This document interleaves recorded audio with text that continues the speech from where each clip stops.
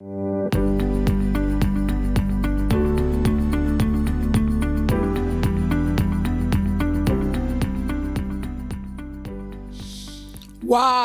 comment c'est beau et merveilleux. Waouh, les grâces de Dieu. Vous êtes en jeûne aujourd'hui pour être prêt à recevoir tout ce que nous avons vu, même si je n'ai pas eu l'occasion de tout détailler, tous les dons. Je vais faire une sorte de point sur ces différents dons. Alors, catégorie révélation, nous avons le don de sagesse, nous avons la parole de connaissance, nous avons le discernement. Donc, c'est vraiment un moment de saisir tout ce que nous avons partagé ensemble. Et après, il y a la catégorie puissance. Nous avons le don de foi, le don de guérison, le don du miracle. Et il y a la catégorie inspiration, qui est le don de prophétie, d'interprétation et de parler en langue. Donc, qu'est-ce que tu demandes à Dieu? Tu as le droit de demander tous les dons. Est-ce que quelqu'un peut avoir le 9 dons? Oui. Quelqu'un peut avoir tous les 9 dons. Ça ne va pas se manifester en même temps, ça peut se manifester par étapes, par moments et à des temps bien précis pour l'édification du corps de Christ. Et alors, quels sont les dons les plus demandés souvent? C'est la prophétie et le don de miracle, le don de guérison et par moments le don de foi et le don de discernement et un peu de sagesse. Ou le parler en langue qui est le plus demandé d'ailleurs. Mais sachez que vous devez demander au-delà de ce que vous demandez. Il faut demander à Dieu toute sa réserve. Il faut demander à Dieu toute sa réserve. Vous avez accès à cette réserve illimitée. La Bible dit que souvent vous demandez des choses que vous ne savez pas en fait l'utilité. Mais Dieu, lui, il convient à lui de vous donner ses dons. Et sachez que Dieu, il convient à Dieu de vous donner tous les dons. Mais il convient à Dieu, dans ces dons qu'il vous a donnés, de vous emmener par le Saint-Esprit pour que vous les manifestez pleinement. Il faut savoir les manifester, il faut savoir laisser sa vie pleinement entre les mains du Saint-Esprit, être un terrain favorable à la manifestation des dons et être un canal que Dieu peut prendre plaisir à diffuser ces bonnes odeurs de la gloire, de la grâce de Dieu, afin d'édifier son Église. Et les dons spirituels, il dit quoi? En effet, il est donné par l'Esprit à chacun, le verset 8 de 1 Corinthiens chapitre 12. Voilà. En effet, à l'un est donné par l'Esprit une parole de sagesse, ok? À un autre, une parole de connaissance, selon le même Esprit, pour que vous saisissez, ok? Le verset 9, pardon. À un autre, la foi, par le même Esprit. À un autre, le don de guérison, par le même Esprit. Verset 10. À un autre, la diversité des langues, ok? À un autre, d'opérer des miracles. À un autre, l'interprétation des langues, vous saisissez, en les distribuant, voilà, un seul et même esprit opère toutes ces choses, les distribuant, le verset 11, à chacun en particulier comme il veut. En particulier comme il veut. Ça veut dire que Dieu, par le Saint-Esprit, peut te donner ces dons, sauf que ces dons doivent rentrer dans un cadre de manifestation, d'utilisation pour le besoin en fonction des situations, des circonstances et des personnes selon l'attente et selon le message que Dieu veut donner. Donc, si quelqu'un a besoin de guérison et que tu as le don, voilà, le Seigneur utilise à ce moment précis-là ta vie et ton canal, ton instrument que tu es à dispo. C'est comme, vous savez, un clavier ou une guitare. Voilà, la guitare ne joue pas, elle ne se joue pas tout seul. La guitare, c'est quelqu'un qui joue. Donc, nous sommes des instruments de ce don que Dieu nous a fait grâce. Maintenant, c'est le Saint-Esprit qui joue ces notes de guitare ou de piano, ré, sol, etc. Donc, sachez que c'est comme ça que ça se passe dans le domaine de dons. Donc, à l'instant, tu as jeûné et prié, tu as un jeûne et prière, voilà comment tu vas avoir ton don. Pour avoir le don qui est à toi, que Dieu t'a donné la grâce d'avoir, la première des choses, il y a des manières de prier. Je prends l'exemple de don de puissance. Si tu veux que la puissance de Dieu agisse en toi, se serve de toi, manifester l'intervention d'impact direct, une opération, ouais, c'est une opération voilà, divine qui se produit directement et qui permet à quelqu'un de vivre quelque chose de fort.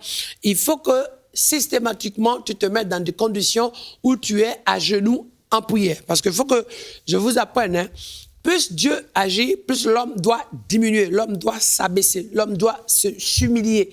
Donc, si tu veux que le don de guérison se manifeste, il te faut la foi et l'assurance. Il faut fermer tes yeux sur la situation pour ne pas raisonner. Il faut faire confiance en Dieu. Si tu veux que le miracle se manifeste, c'est pour ça qu'il dit quoi? Cet homme vient et s'humilie devant Dieu pour dire, s'il te plaît, fais quelque chose pour mon enfant, fais quelque chose pour mon serviteur. Donc, il te faut dans cette condition d'humilité pour la recevoir. Donc, je vais prier tout à l'heure, mais c'est avoir une vie où tu laisses Dieu agir, voyez, c'est décharger ton fardeau, ne pas venir devant Dieu et dire, Seigneur, je veux ton miracle, et tu tiens fort ta maladie, tu es attaché à la maladie au point que c'est devenu ta maladie, c'est devenu ton problème, c'est devenu ta situation, c'est devenu ton chaos, c'est devenu ta souffrance. Non, quand tu te mets devant Dieu, tu changes de rôle maintenant. Tu n'es plus dans le rôle de celui qui subit, tu es dans le rôle de celui qui doit voir partir cette maladie qui n'est plus dans ta vie, qui ne t'appartient plus. Désormais, tu t'appropries de ton miracle. Alléluia. Donc, c'est pour ça que c'est important que je diminue, que tu restes en prière dans l'humilité à genoux. C'est la position. Il y a des moments de prière, il faut se mettre à plat ventre, directement couché au sol. Ça, c'est un acte dans le cadre de l'inspiration prophétique pour intercéder. Voilà. C'est pour ça que j'humilie, un peu comme Daniel. Daniel a fait quoi? Daniel s'est humilié et a porté le fardeau. Voilà. Le cadre prophétique amène à ce que tu te retrouves en quoi? En position couchée, en position complètement à plat. Tu portes le fardeau des autres et pour que Dieu puisse t'inspirer, c'est important. Ne viens pas faire une prière comme si tu prends la place de Dieu. Voilà, voilà, comme si quelqu'un disait un jour, d'ailleurs je vous donne cet exemple, et les gens qui sont extrêmement dans la distraction et dans l'égarement, et ils se lèvent le matin et disent, voilà, Dieu est content aujourd'hui, donc je ris. Je rigole parce que Dieu est content. Non, non. Voilà, la joie de Dieu n'est pas faire des dents. La joie de Dieu n'est pas de rigoler. La joie de Dieu, c'est que ses enfants soient sauvés. La joie de Dieu, c'est que ceux qui sont chargés soient déchargés. Ceux qui sont, il dit, venez à moi, vous tous qui êtes fatigués, chargés, je vous donnerai du repos. La joie de Dieu, c'est que des vies soient libérées de la domination. C'est pas, ah, je suis là, Dieu est content, je rigole, Dieu est content. Non, non, non, ça c'est de la comédie, c'est de l'esprit de Python, ça. Donc, pour que vous sachiez, donc c'est pour ça que c'est important, celui qui veut poser des actes inspirés et surtout prophétiques pour la gloire de Dieu, doit avoir une vie qui porte le fardeau des autres, la charge des autres et qui s'humilie en prière. Voilà. Ensuite, si aujourd'hui tu aspires à avoir le don de la classe de révélation, tu es quelqu'un qui doit être toujours dans une relation de confiance avec Dieu et surtout de quelqu'un qui est dans l'espérance. L'espérance, c'est quoi? Quelqu'un qui cherche toujours pas à aller dans le passé. Oh, révèle-moi qui est contre moi. Révèle-moi qui a maudit ma famille. Seigneur, révèle-moi. Quelqu'un qui cherche toujours les problèmes là où il n'y en a pas. Quelqu'un qui est dans la révélation n'est pas dans la distraction. Quelqu'un qui est dans la révélation n'est pas toujours en train de chercher qui est fâché, les gens sont jaloux, toujours en train de chercher les problèmes là où il n'y en a pas. Non, quelqu'un qui veut rentrer dans la révélation, c'est quelqu'un qui cherche à connaître, entrer dans ce qu'on appelle le projet de Dieu. Le plan de Dieu, la destinée de Dieu. C'est celui, en fait, qui n'est pas dans des histoires de tout le temps chercher à raconter des choses sur les autres, à mentir sur les autres, ou peut-être tu mens pas, mais tu contribues à des mensonges inutiles. Donc, c'est sûr que ces révélations, ces choses ferment ton intelligence spirituelle, ces choses viennent boucler, fermer, obstruer, voilà, ta connexion divine. Voilà. Donc, le cas de la révélation, voilà, c'est pour ça qu'un homme de Dieu, en fait, ne doit pas se retrouver avoir des propos qui ne sont pas à la gloire de Dieu, tenir des injures. Voilà, le matin, tu insultes, à midi, tu bénis, le soir, tu maudis. Voilà. Donc, un homme de Dieu doit pouvoir faire des choses qui tiennent le cadre d'un point à un autre. Même si c'est un homme de Dieu qui a ses faiblesses, qui a des incompétences, on doit pouvoir avoir une ligne droite où il y a ce que la personne est et il y a ce que Dieu fait. Ça veut dire que la personne est, c'est le fait que ce soit un être humain qui mange, qui dort, un être humain qui aussi respire, mais on voit l'œuvre de Dieu en eux. La Bible dit qu'on voyait le petit Samuel, on voyait l'Esprit de Dieu était sur lui. Il grandissait sous l'assistance du Saint-Esprit. Donc, vous voyez, ce sont des dons qui demandent une règle de vie. L'apôtre Paul nous dit dans le livre de Corinthiens, chapitre 9, le verset 27, il dit « Je traite durement mon corps, je le tiens assujetti. » Je le tiens assujetti. Il faut qu'on revienne un peu à l'ordre des choses. Si on veut que la puissance de Dieu se manifeste, il doit avoir l'humilité, parce que Dieu résiste aux orgueilleux. Voilà, si on veut avoir une vie où la manifestation des dons au niveau de l'inspiration se manifeste, on doit avoir une vie d'intercession, à porter la charge des autres, à soutenir les gens. Si on doit rentrer dans le cadre de la révélation, c'est important que l'apôtre Paul dit, voilà, que je traite durement mon corps. Et Jean-Baptiste dit que je diminue. On doit faire quoi? On doit avoir une vie où on est dans l'espérance. Moi, il y a ce que je suis, certes, mais on est là pour Dieu. On n'est pas là pour moi, on n'est pas là pour nous, on est là pour le royaume de Dieu, on est là pour la gloire de Dieu, on est là pour servir Dieu, on est là pour avancer avec Dieu. De cette manière-là, en fait, je peux être une bénédiction pour toi, tu peux être une bénédiction pour moi. Il n'y a pas de supériorité, il n'y a pas de meilleur, il n'y a pas quelqu'un qui fait mieux, il n'y a pas quelqu'un qui est bien positionné. Vous voyez, on ne cherche pas à faire la guerre du chef, de qui est patron. Dans le royaume de Dieu, le patron, c'est Dieu. Le chef, c'est Jésus de Nazareth. Alléluia. Le chef de la famille, c'est le Christ. Christ est la tête de l'Église. Alléluia. Je suis peut-être le concierge qui reçoit les clés et donne aux gens au service. C'est pour ça que Jésus fait quand Jésus lave les pieds des disciples. C'est ça. C'est comme ça. Si on veut avoir l'œuvre de Christ et manifester l'univers de tous ces dons, si on veut obtenir le don spirituel, on ne vient pas pour chercher le don spirituel pour aller crier sur le toit. Moi aussi, j'ai reçu quelque chose. Mais plus on a le don, plus on cède la place au Saint-Esprit, parce que les dons du Saint-Esprit doivent laisser plus de place au Saint-Esprit. Donc, si c'est le don du Saint-Esprit, ça nous emmène dans la révélation de l'univers du Saint-Esprit, des œuvres du Saint-Esprit, de l'action du Saint-Esprit, à la puissance du Saint-Esprit, à l'impact du Saint-Esprit, à la bonté du Saint-Esprit, à la miséricorde de Dieu. Donc, ce sont des choses qui manquent aujourd'hui à notre génération, qui aiment la facilité, qui aimeraient aussi, les gens veulent, ils ne voient jamais par où tu es passé, quel combat tu as mené, ton parcours, mais ils veulent tout de suite être comme toi. Voilà, pasteur Kwamena, comment tu as fait? Comment tu fais qu'aujourd'hui Dieu se sert de toi? Dieu a fait ça. Tu voyages pour aller prêcher l'évangile là. Camarade, avant que je voyage, j'ai marché à pied. J'ai marché à pied, j'ai fait 80 km à pied. J'ai dormi dehors. Ok? Je vais te dire, j'ai dormi dehors. Et alors, je ne peux pas oublier Dieu. Je suis sorti. Ésaïe 41, je ne peux jamais oublier Dieu. Dieu m'a sorti. D'où Dieu m'a arraché. Il dit, tu es mon serviteur. Je t'ai appelé, le chapitre 41, le verset 8-9.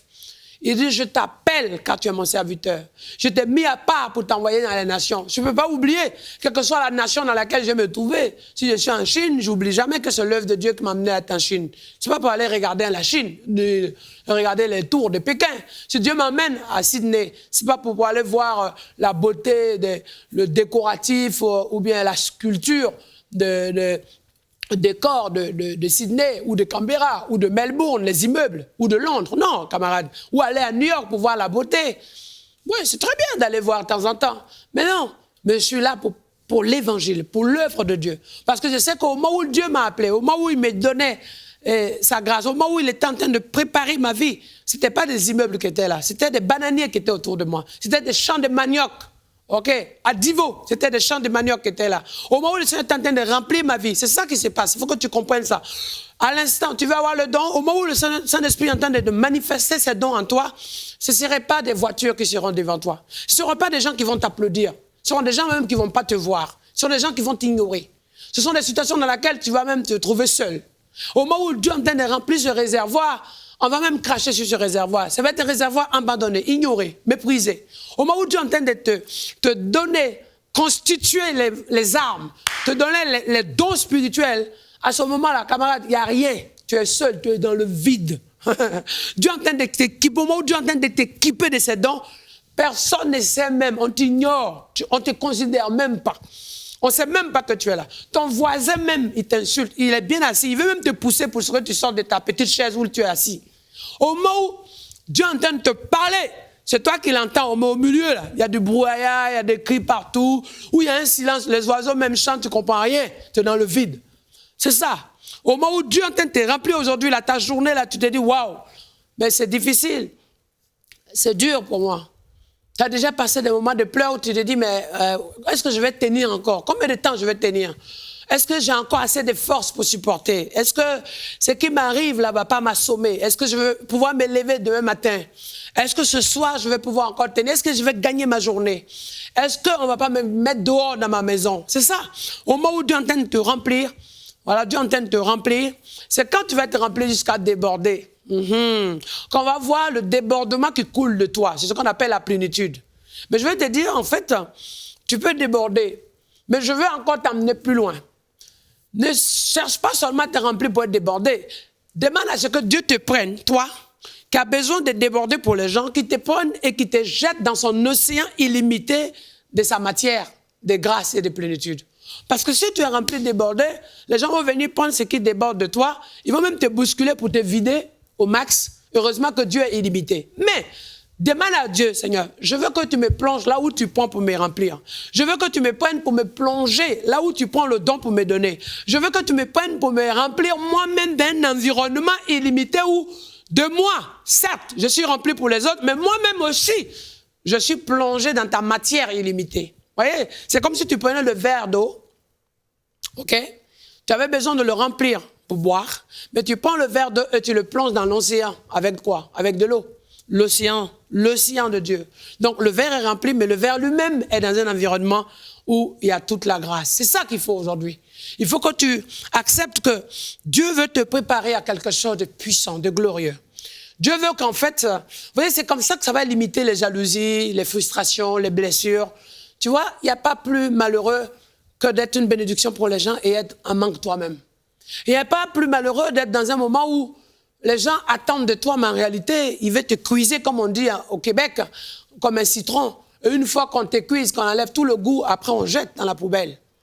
Et les gens que tu aides aujourd'hui ne sont pas reconnaissants. Aujourd'hui, tu peux prophétiser pour les gens, prier pour les gens. Les gens sont bénis. Tu peux même les aider, les conseiller, les accompagner, les soutenir, les former. Mais demain, s'ils peuvent marcher sur toi, t'écraser pour passer, ils s'en fichent. C'est pour ça que c'est en Dieu seul que tu dois capitaliser toutes tes grâces et tout ton avenir. Donc, pour que dans tous ces dons que tu reçois, regarde combien de fois, celui à qui tu as tendu la main, qu'est-ce qu'il t'a rendu? Regarde aujourd'hui autour de toi. L'aide que tu as apportée, tu t'attendais en disant, mais si je peux aider, demain on va m'aider. Mais c'est pas comme ça la vie. Oui, toi tu peux aider, mais c'est pour la gloire de Dieu. Tu peux faire quelque chose, fais-le pour la gloire de Dieu. Ne t'attends jamais à ce qu'en retour, quelqu'un t'apporte quelque chose. C'est vrai, humainement, on a tendance à penser comme ça. Mais la réalité, c'est autre chose, mes chers amis. L'homme a une mémoire courte. L'homme est imparfait. L'homme est rempli de défaillances. L'homme n'est pas reconnaissant. L'homme est ingrat. Ouais, l'homme est avare. Ça, c'est comme ça, l'homme. N'amène pas ça sur le côté du diable même. C'est l'homme qui est comme ça. Parce que Jésus a appelé ses disciples. Vous imaginez, il a appelé tous ses disciples. Regardez ce que Judas a fait. Mais alors, si Jésus lui-même qui appelle ses disciples vit ces choses avec les disciples, toi, tu es qui? Tu es qui avec tes frères? Si Jésus de Nazareth, que toi tu pries aujourd'hui, que ta vie, que ton avenir, que ton espérance, Jésus qui est tout puissant, il appelle ses disciples. Et au milieu de ses disciples, il y a quelqu'un comme Judas. Donc ça montre aujourd'hui que, oui, sur 12 personnes, ça c'est la coefficience pour que tu comprennes. C'est l'équation du moins, pour que tu comprennes. Dans tout, sur 10 situations que tu vas faire, peut-être une situation va revenir négative, souvent même peut-être 9 sur 10. Mais ce n'est pas grave. Ton Dieu, parce que la Bible dit quoi? Sur les lépreux, les 10 lépreux qui ont été guéris, combien sont revenus pour rendre grâce à Dieu? Peut-être un seul. Parce que c'est comme ça. Donc, cherche plutôt le don de Dieu. Cherche pas la reconnaissance des hommes. Et les dons que Dieu te donne, elles n'ont jamais de failles. Elles ne s'épuisent jamais.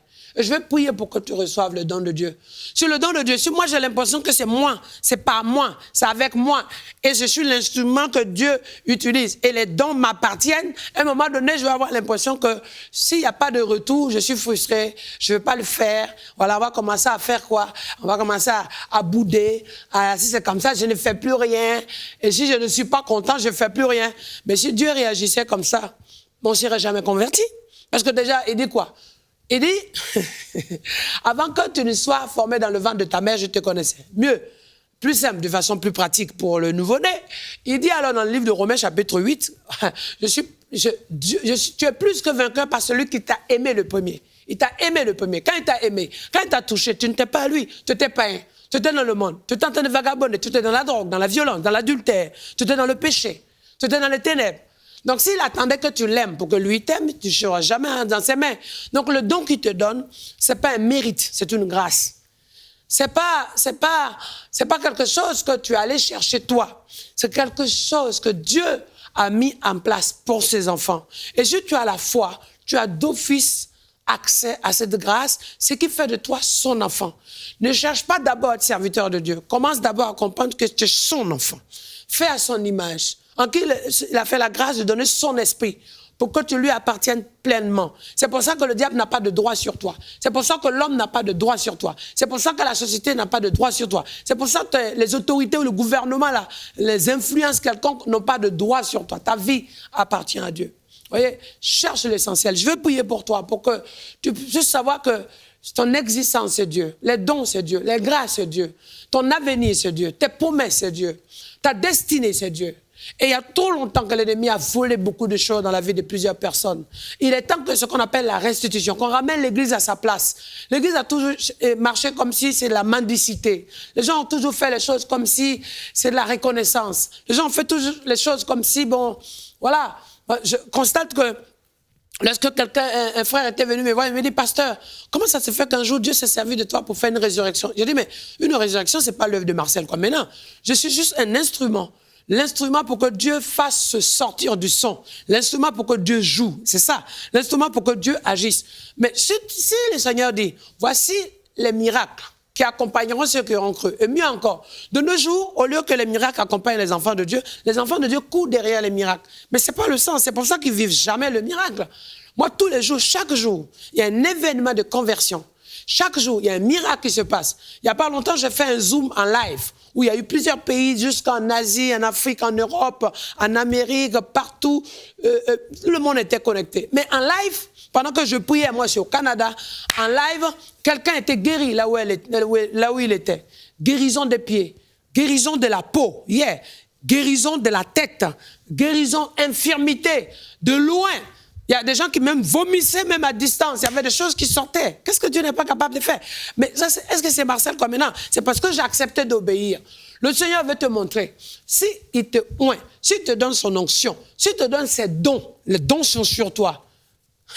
Tu peux être là, écoute-moi bien, tu peux être là et ouvrir ta bouche, commencer à parler de la part de Dieu et l'effet de la parole prophétique se produit à distance. Aïe, aïe, c'est pour ça que j'appelle ça badaboum. Ça veut dire que tu vis quelque chose à l'instant T ici. Et Dieu est en train de t'utiliser à manifester, à être dans une action de la puissance de Dieu, de sorte que quelqu'un ailleurs vit la même chose ou reçoit ce qui est en train de se passer dans ta vie. C'est ça la puissance de Dieu.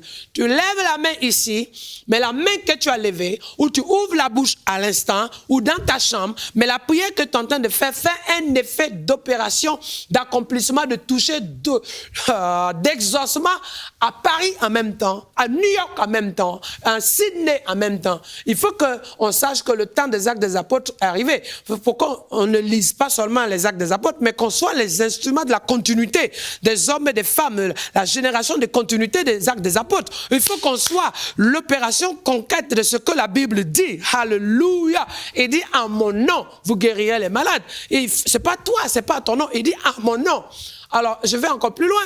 Si le nom de Jésus guérit, si au nom de Jésus, les démons sont chassés, au nom de Jésus, les malades sont guéris, imaginez la personne de Jésus-Christ présent lui-même. Jésus lui-même agissant en nous, habitant en nous. Donc, on a son nom, des choses sont fortes, mais Jésus vient et dit maintenant, lève la main, j'agis. Et à un moment donné, l'apôtre Paul dit, ce n'est plus moi qui vis, c'est Christ qui vient en moi. Ça veut dire que face aux démons, ce n'est pas seulement le nom de Jésus que tu exprimes, mais c'est Christ qui est en toi pour que tu lèves ta main. Donc, naturellement, dans ta main, c'est pas ta main, c'est la main de Christ. Christ, alléluia. Ton visage brille de la lumière de Christ. Les paroles qui sortent de ta bouche sont des paroles prophétiques qui sortent de ta bouche. Le feu de Dieu rayonne sur toi. Donc je vais prier maintenant. Reçois. Alléluia. Reçois maintenant. Reçois par la puissance du Saint-Esprit. Reçois dans la gloire de Dieu. Reçois maintenant. Si tu es dans la position d'à genoux, tu te mets. Parce que c'est le don de guérison, le don de miracle, le don de foi. Tu te mets à plat ventre, couché. Alléluia. À l'instant, dans le cadre d'intercession, d'humilité, dans la prière de prophétique. Alléluia. Dans la classe d'inspiration, le Seigneur est en train de te donner la charge de ta famille. Le Seigneur est en train de te monter, pas pour la charge, pour pouvoir être chargé au point d'être occupé, mais avoir des problèmes ou supporter le poids des gens au point d'être noyé. Non. Pendant que tu es couché, tu as la charge de ta famille pour l'instrument que Dieu veut utiliser pour régler ses charges, pour opérer des solutions. Maillon, des bizaines, des barres, des bruits. Tu es en train de le faire maintenant. Mets-toi dans cette position. Maintenant, tu veux rentrer dans la révélation. Alléluia.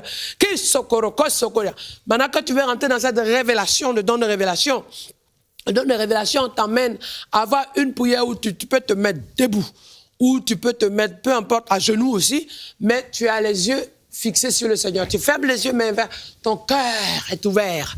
Tu lèves les mains devant la face de Dieu. Maintenant, si tu veux avoir ces trois dons, il y a une disposition. La meilleure façon, c'est soit tu te mets à genoux ou tu te mets couché. Mais une chose est sûre, tu as les mains levées comme ça. Tu dis, Seigneur, me voici. Me voici maintenant, fais de moi ce que tu veux. Me voici maintenant, je suis disposé à recevoir. Me voici maintenant, agis dans ma vie. Pendant que tu es en train de faire cette prière, l'onction de Dieu arrive, la puissance de Dieu arrive. Tu es secoué par le Saint-Esprit. Ça vient sur ta tête. La force de Dieu est en train d'arriver maintenant. Voici maintenant ta bouche est saisie.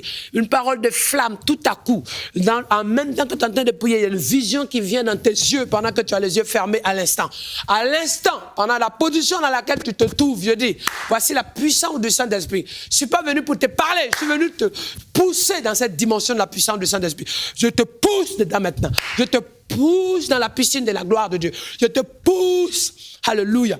Pendant que je te pousse, une sœur était en Martinique. Pendant que je t'entends de pousser, je dis je te pousse, j'étais en France. Pendant que j'étais à Lyon, je te pousse. La puissance de Dieu l'a soufflé sur la personne. Elle a bougé en même temps dans son salon. Boum! La gloire de Dieu. Boum! Alors je te pousse là où tu es. Là où tu es, si tu es directement à l'instant dans les Mascarettes, reçois maintenant. Je te pousse en Afrique. Je te pousse en Europe. Je te pousse. Tu es en Asie. Je te pousse. Alléluia. Entre dans cette piscine. La piscine des dons spirituels. Si tu te trouves au Canada, aux États-Unis, en Caraïbes, je te pousse en Amérique du Sud. Je te pousse. Alléluia. Reçois maintenant, je te pousse. Rakasa Karabako. Alors, tu tombes à l'intérieur. Et à l'instant, la prophétie va sortir sur toi. Rakondaraba. Le parler en langue en train de devenir avec puissance, avec feu. Feu, je te pousse. Tu es enflammé dedans maintenant. Tu es enflammé dedans maintenant. Oh, koroko, sokori, tambao, yombo, poutou, poutou, mario. Reçois maintenant. Reçois maintenant. Badaboum. Badaboum. Ror, mori, kantaka. Que les malades soient guéris. Que les fous soient guéris. Que les morts ressuscitent au travers de ton canal. Que les autorités soient touchées. Lève-toi et prophétise dans les nations. Prophétesse de l'Éternel. Reçois la gloire de Dieu. Prophète des nations. Reçois la puissance du Saint-Esprit. Évangéliste, messager pour guérir les nations. Alléluia. Loin de l'Éternel. Woo! Yeah!